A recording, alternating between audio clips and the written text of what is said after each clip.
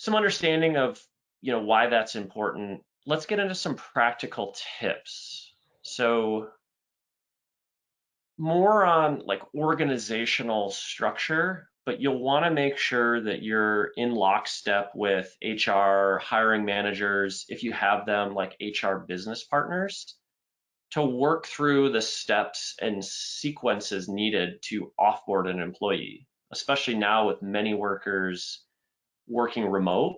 There's some added complexity, there's some added security risks in this equation.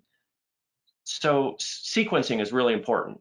Your ability to communicate to the employee that there's an employment separation, then shutting down accounts, locking out computer access, even as specific as sending a box with shipping instructions to return the computer back to the organization.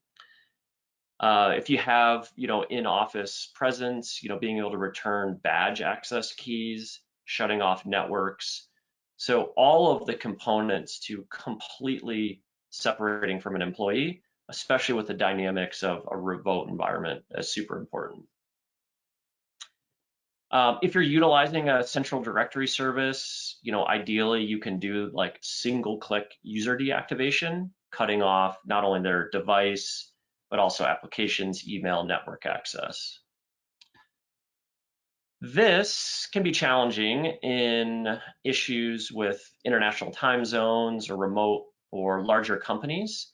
So if possible, being able to schedule user suspensions is really important. And that also gets into the communication component with your HR teams, business partners, et cetera.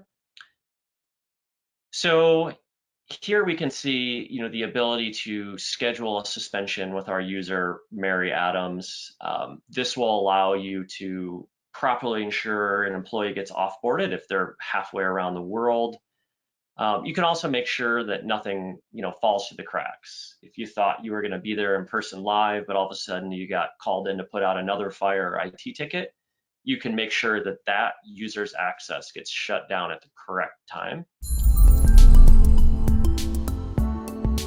Please subscribe and check out more content from us.